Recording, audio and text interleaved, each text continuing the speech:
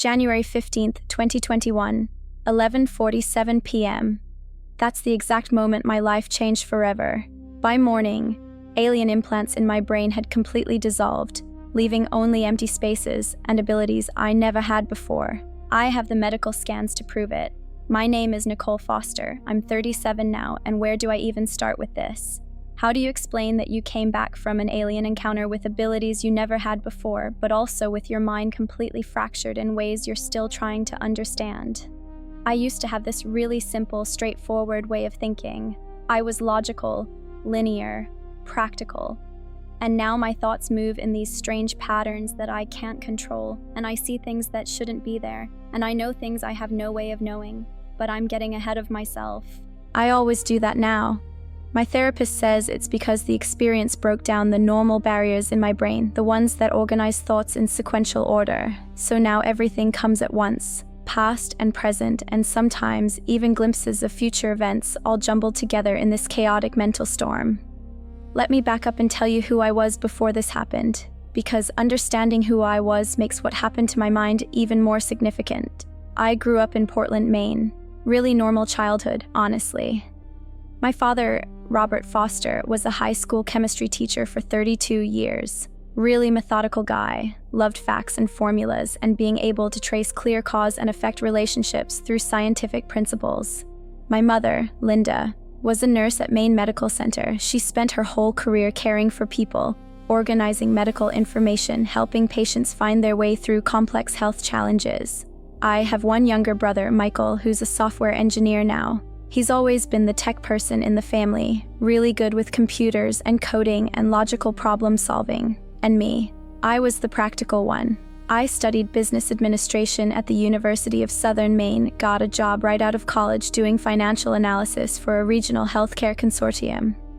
My whole life was about numbers and spreadsheets and quarterly reports. I was extremely good at taking complex financial data and breaking it down into clear, understandable patterns. I could look at months of budget figures and immediately spot trends that other people missed. I was methodical, organized, logical. My apartment was immaculate. Everything had its place. Every bill was paid exactly on time. Every aspect of my life was planned and controlled. I was not the kind of person who believed in psychic phenomena or UFOs or anything supernatural. I was so skeptical about everything that couldn't be proven with data.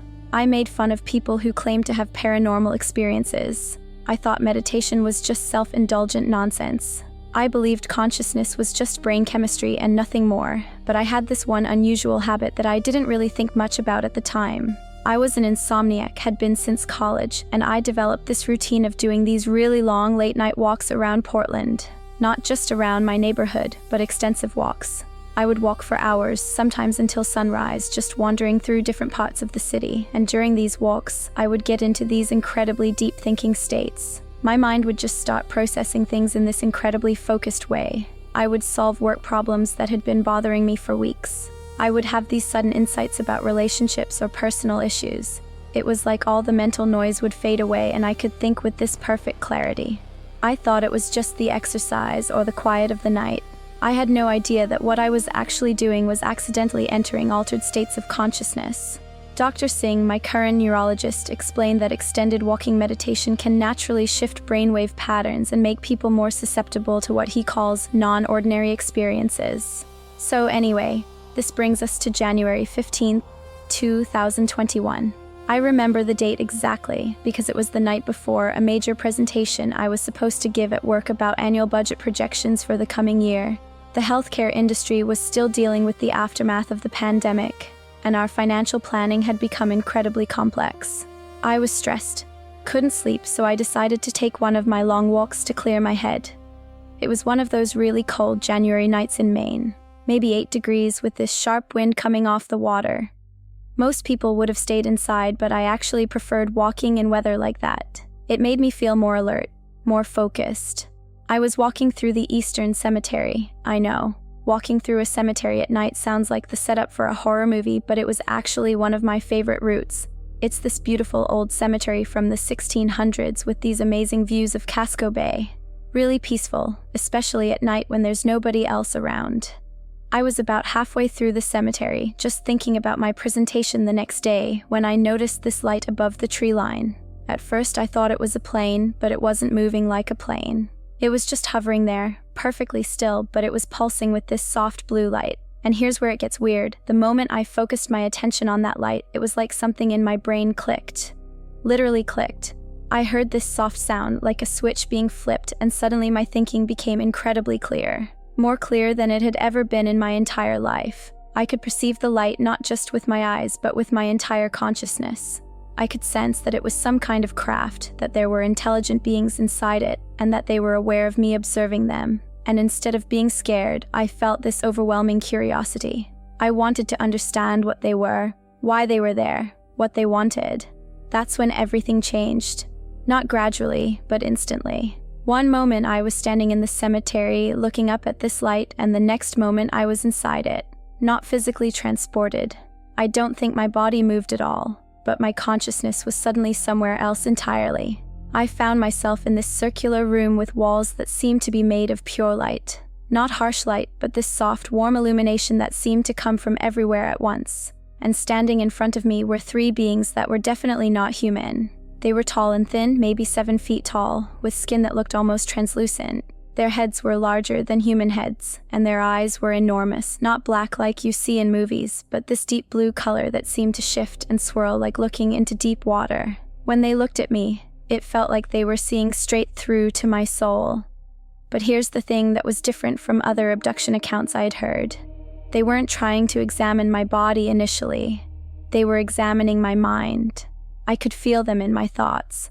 Not invasively, but almost gently, like they were carefully exploring the structure of my consciousness.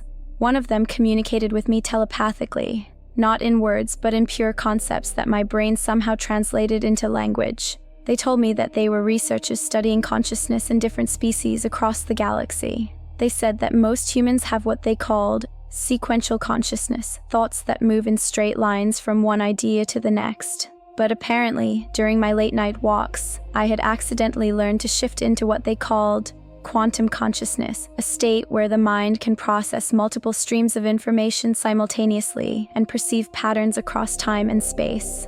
They said this was very rare in humans, and they wanted to study it more closely.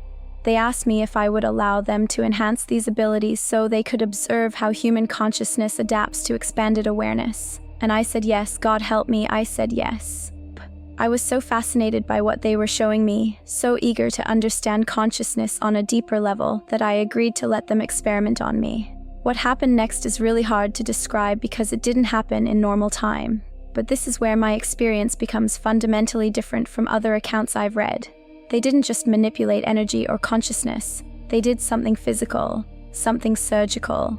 I found myself positioned on what looked like a medical table, but it seemed to be made of the same light material as the walls. The three beings moved around me with precise clinical movements. That's when I realized this wasn't going to be some gentle energy work. One of them produced what looked like a drilling device, but it was unlike any earthly tool I'd ever seen. It hummed with this low frequency that I could feel in my bones. And then they began. The sound was the first thing that hit me, this high-pitched whirring. Like a dental drill, but much more intense. It cut through the soft ambiance of the room like a knife. But that wasn't the worst part. The worst part was the smell. As soon as they started drilling into my skull, there was this acrid, burning smell. Not just like burning flesh, but something deeper, more fundamental. It was the smell of bone and tissue being vaporized, of biological matter being transformed into something else entirely. The odor was so intense, so wrong, that it made my stomach turn even though I couldn't move. I could feel everything. Every vibration of the drill as it penetrated my skull. The sensation of bone giving way, of tissue being displaced. There was pain, but not the kind of pain you'd expect. It was like my brain was being rewired in real time, circuits being rerouted, new pathways being carved. The burning smell intensified as they went deeper. I realized they weren't just drilling, they were installing something. I could feel small objects being placed inside my brain, positioned with surgical precision. The implants felt cold against the warm tissue of my mind, foreign but somehow not rejected. The beings worked with incredible efficiency. I could sense their concentration, their careful monitoring of my vital signs and brain activity. Whatever they were installing was clearly delicate, requiring exact placement. The drilling continued in short bursts, each one accompanied by that horrible burning smell and the sensation of my skull being violated. Through it all, I remained conscious. Not by choice, I would have preferred to black out. But they seemed to need me awake for the procedure. They were monitoring my responses, my consciousness, watching how my brain adapted to the foreign objects being implanted. I could feel the implants connecting to my neural networks. It was like having new senses suddenly activated, new channels of perception opening up.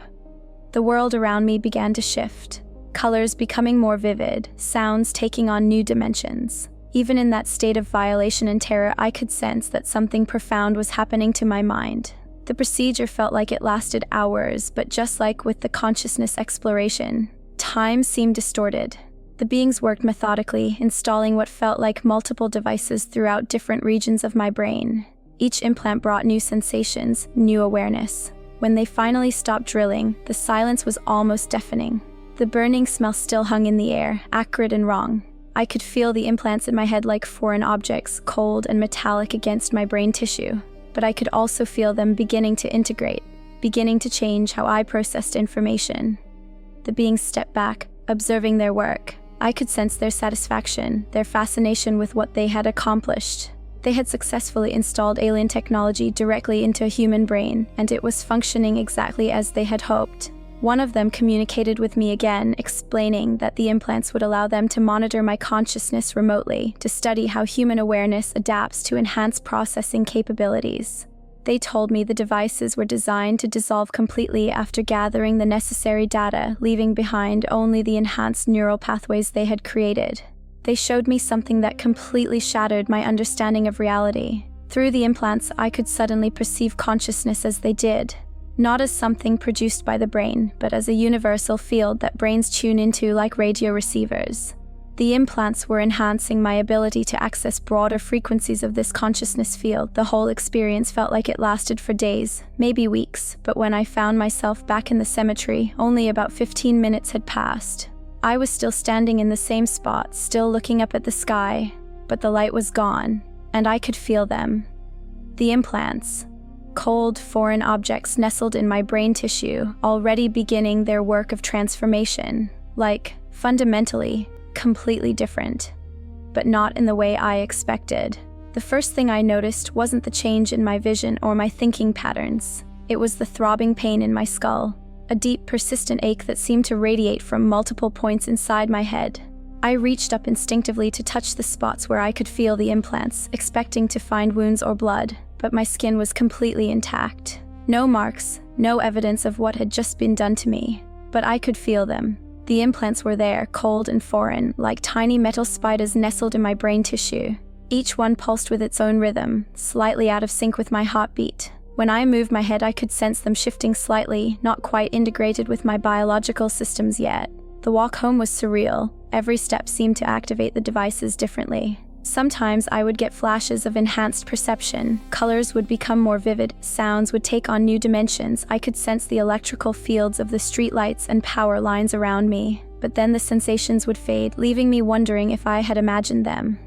By the time I reached my apartment, the pain in my head had intensified. It wasn't just an ache anymore. It was like having tiny hot coals burning inside my skull. I took 3 aspirin and tried to sleep. But every time I closed my eyes, I could feel the implants working, processing, integrating. I must have dozed off around dawn, because when I woke up, everything had changed again. The pain was gone, completely gone. But more than that, I couldn't feel the implants anymore. That cold, foreign sensation of metal against brain tissue had vanished entirely.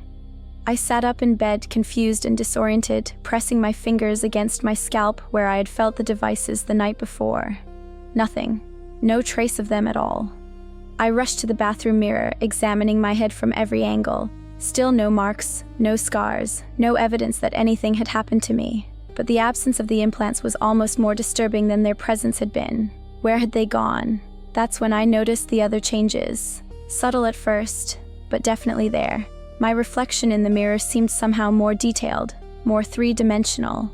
I could see tiny variations in the lighting that I had never noticed before. When I looked at my hands, I could perceive faint energy patterns around my fingers, like heat signatures but more complex. The implants were gone, but they had left something behind.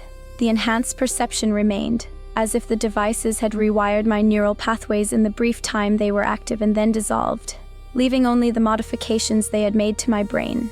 I called in sick to work, claiming a migraine, which wasn't entirely untrue, given what my head had been through the night before. I spent the morning testing my new perceptions, trying to understand what had been done to me. The abilities were inconsistent, flickering in and out of focus like a radio trying to tune to a distant station. Sometimes I could see energy fields, sometimes I couldn't. Sometimes I would have flashes of insight about people or situations. Sometimes my thinking was completely normal. But as the day progressed, the changes became more stable, more integrated into my normal consciousness. I tried to go back to work the next day as if nothing had happened. Biggest mistake ever. During my presentation about annual budget projections, I started talking about market trends that wouldn't become apparent for months. I started analyzing the emotional factors behind healthcare spending in ways that went far beyond the financial data I was supposed to be presenting. My colleagues thought I was having some kind of nervous breakdown. My supervisor, Janet Morrison, pulled me aside afterward and suggested I might want to take some time off to get my head together. The HR department required me to see their consulting psychologist before I could return to work.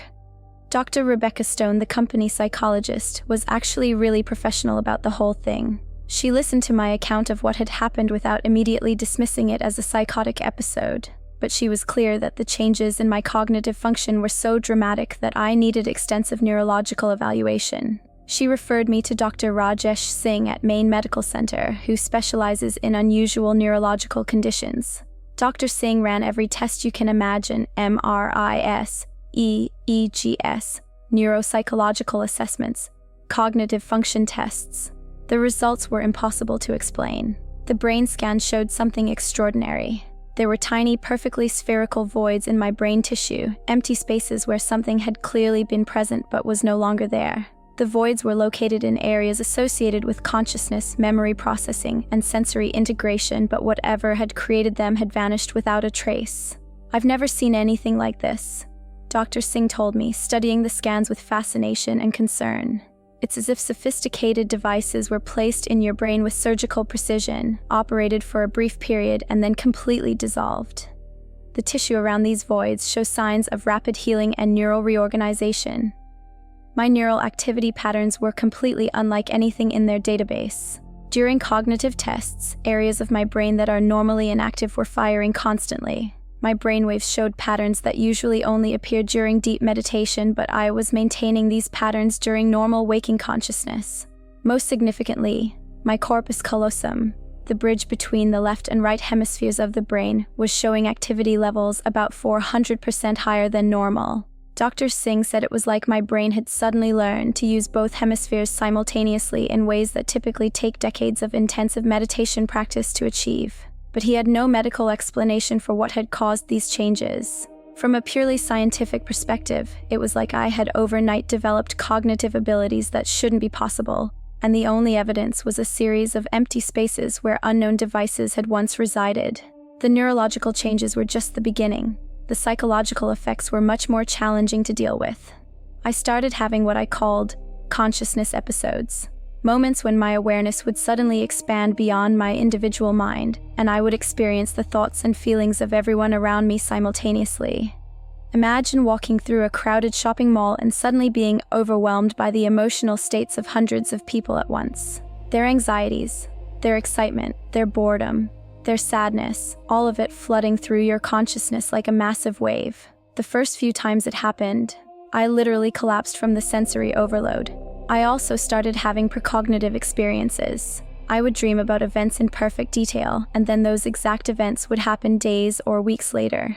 I would meet people and immediately know significant details about their past and future. I would call friends right before they were about to call me, or show up at places exactly when I was needed without having any conscious reason for being there. But the most disturbing effect was what I called timeline awareness. I started perceiving multiple possible futures simultaneously, not like psychic predictions, but actually experiencing different versions of events as if they were all equally real.